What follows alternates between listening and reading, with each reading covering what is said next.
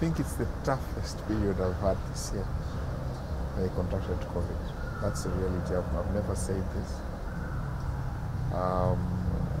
So one, I started experiencing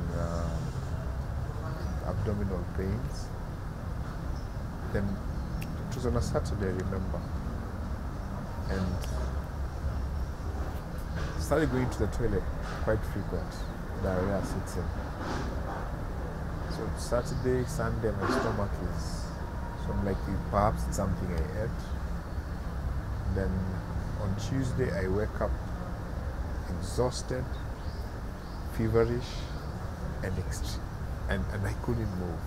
And that day, I remember, I think it was one of the presidential addresses on COVID. And I just had to switch off my phone because I wasn't able to respond to all the queries that were coming to me. So I switched off my phone for that day.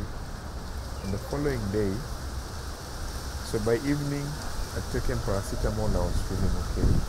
I woke up the following morning feeling okay because I'd taken paracetamol again in the morning, but then I had a sore throat. I told myself no. Oh yeah, and I'd been coughing from that Saturday. So I told myself diarrhea, vomiting, I have this cough, and now I'm developing a sore throat. But I have no fever.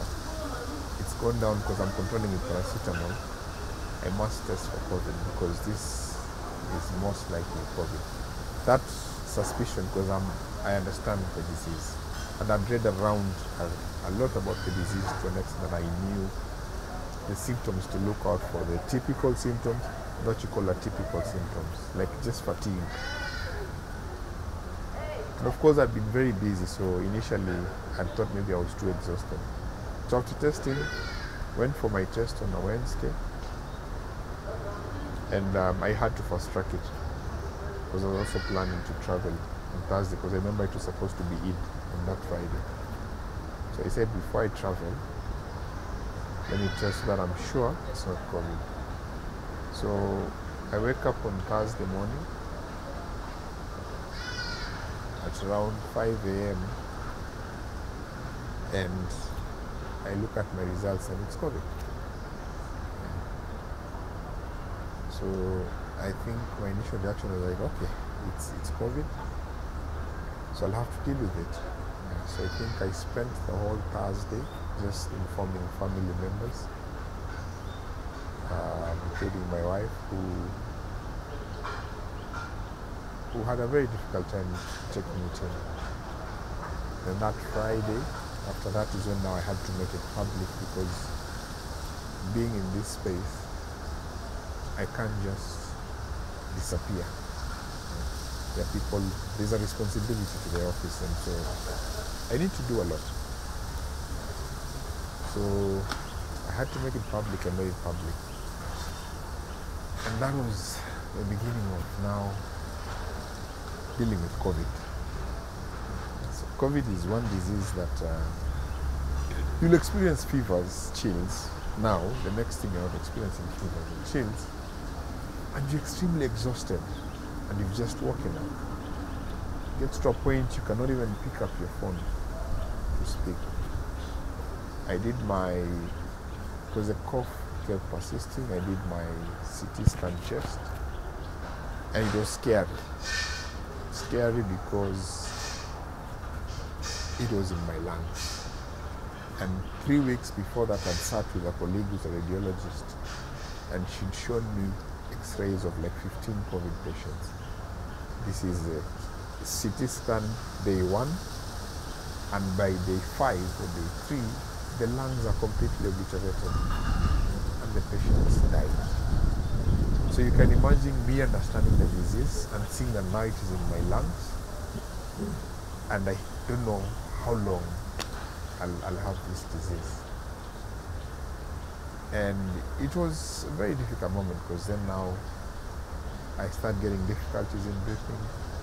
I check at my pulse ox, the time it went down to as low as 45, 50. And you really don't know what next. Then the other thing that is very difficult about a COVID diagnosis is isolation. You're alone with your thoughts, without contact with anyone, and being in isolation is not easy because you're used to moving. So you're in just where you are, day and night, with very minimal movement. Perhaps you can exercise every now and then, but it's very difficult, and it's a lonely disease because when you're sick, people come and see you. But in this case, no one really comes to see you. And I think at some point I had given up. I was like, I don't think I'm going to make it. And I woke up and I was like, did I just dream that I was dead out of COVID? You know? And at that time I also spoke to a number of colleagues and they narrated similar experiences.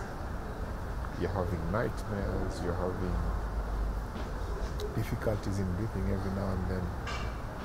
You speak on the phone, you can't speak for long. And you check your pulse ox, your saturations are going down. So it's a tough time. The mental strength that is required to deal with COVID. See, you might say that I didn't get an ICU, which I thank God for. But just having that diagnosis and being in isolation and understanding the symptoms, this is a very big mental burden on me.